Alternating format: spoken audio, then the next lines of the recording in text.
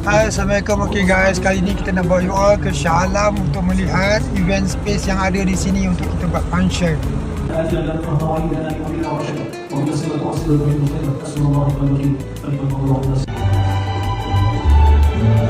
Kali ni kita hanya buat short video dulu. You all boleh tengok tempat yang luas yang ada sekarang ni.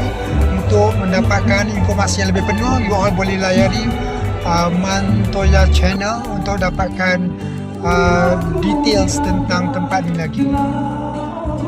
Dengan cara makan tu you all dah tahulah kan, dah tentu makanan yang disediakan di sini begitu lazat dan penuh variety.